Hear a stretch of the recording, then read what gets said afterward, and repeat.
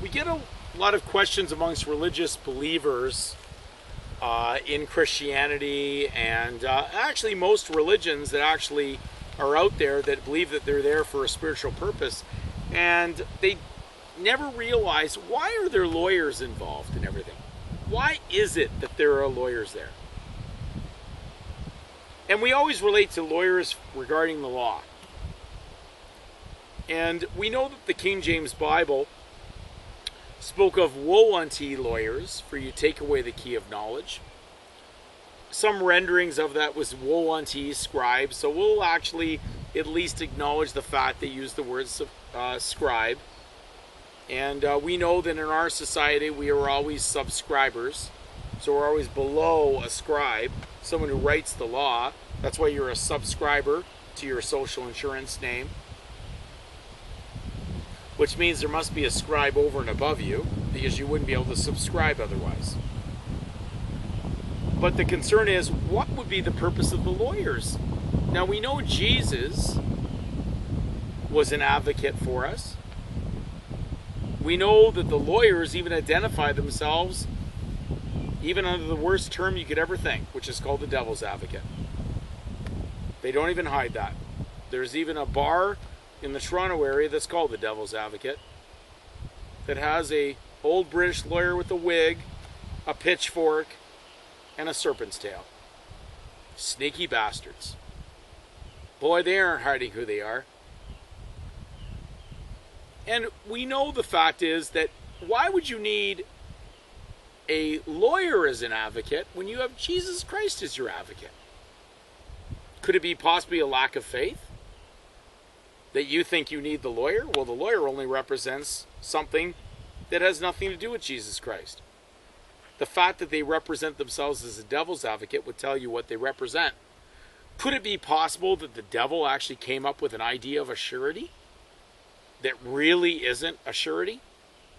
Could it be that he offered something possibly to take from the tree of the knowledge of good and evil? And possibly the evil now is now involved after we take that offer, even though the good was there before, but we take something that doesn't belong to us, and something that is not going to help us is evil.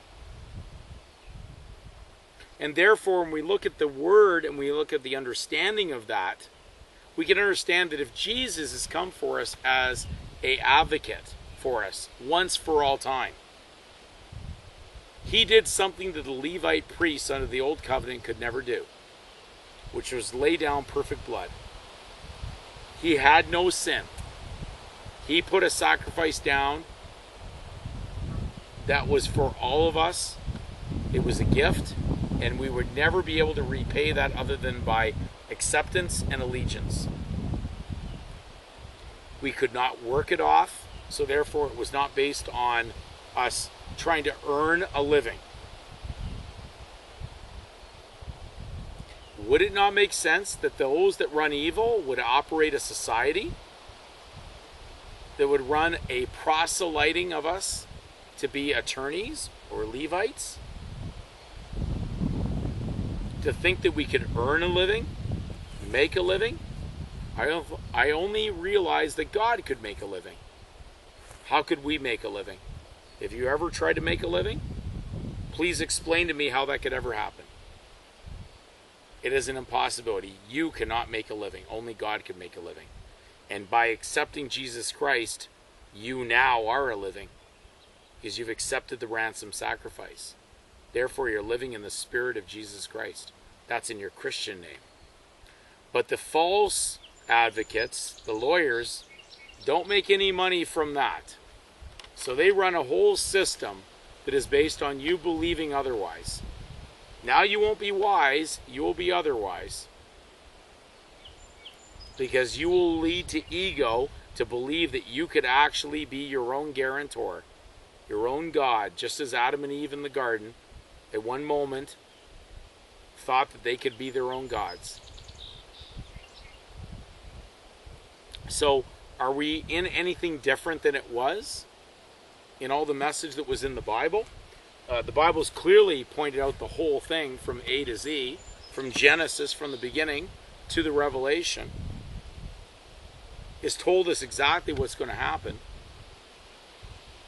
But if we are not accepting the remedy, which is Jesus Christ, then we are not going to have the remedy from God's Word. And God's Word is His last will and testament.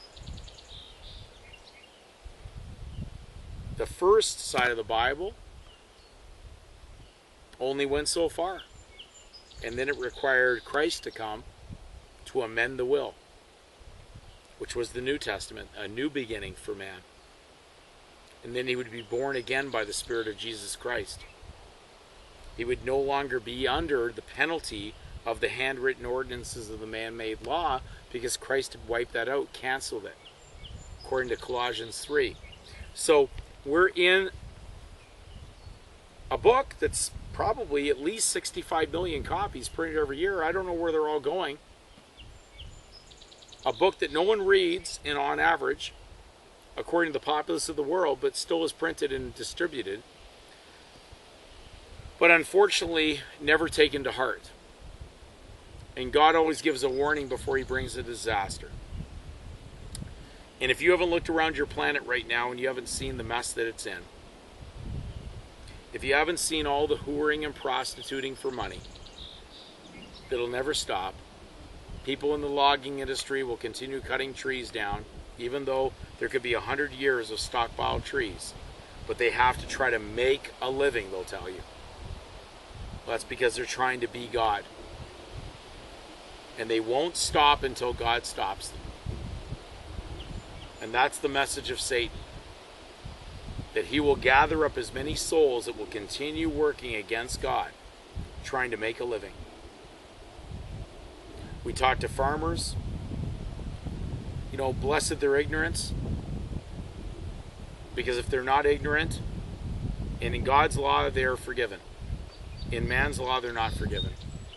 But farmers were the first tax collectors, because that's what farmer means. Tax collector. Someone who farms the tax. So he tills more out of the soil than what he needs to live, because he's going to sell for profit. So unfortunately, we've got a society that will just continue destroying the planet, using itself, whoring itself for money, which hireling means, in its original meaning, hireling means prostitute, mercenary, even someone who receives a pension, someone who is a state hireling, who is paid for a treasonous adventure against his own state. Samuel Johnson's Dictionary, 1755. You need to do your research. I could say a lot of things here.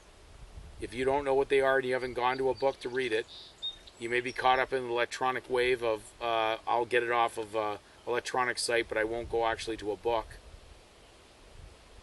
We may not reach you. And then you could believe anything that may come across the net. And eventually you may actually believe this book isn't real. You actually may believe in Darwin's theory that actually man came from monkeys. And I was at a stage one time, you know, where I actually started to believe that there was an intelligent life on this planet. No wonder we were looking for it in other places. And no wonder the banks can sell prime rates to primates, because they don't understand what's going on behind the scenes. In later videos, you'll understand what I just talked about there. I won't even give you the benefit of knowing that right now, because you may be just kind of shadowboxing after you're watching this video. As long as you're holding property under your, what you believe to be a name that you're signing for, you are blaspheming God. You are not the Lord of the land, and you will never be Lord of the land. And God never intended you to be Lord of the land. You were a beneficiary. The meek will inherit the earth, and someone meek and humble would not be in that position of trying to claim something that is not his. To claim to be a beneficiary and to claim to be a landlord are two different things. You cannot be the trustee, the owner, and be the beneficiary. And people lack knowledge of the law from this book, which has told us all about this. They've told us that our proper names are our given names, not a surname. A surname is improper. There can be no inheritance other than under a bond. And we will go through later videos to explain the difference between inalienable, and alienable, alienable.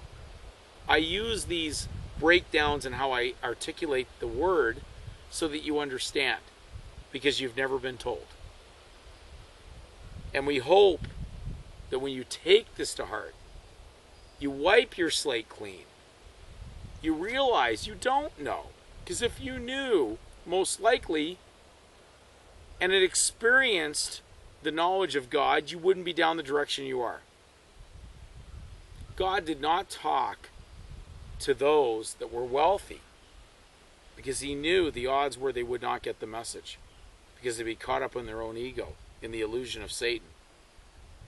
And the message was for the meek, the poor, the impoverished. And the message was charity and love. And that would not work well for the wealthy. So our next videos will break down various other aspects of this and how a Christian today can walk in amongst a world full of nothing but mammon, commercial gain, profit, greed, contract, all the things that have nothing to do with the message that Jesus walked this earth for. We hope that you will stay tuned.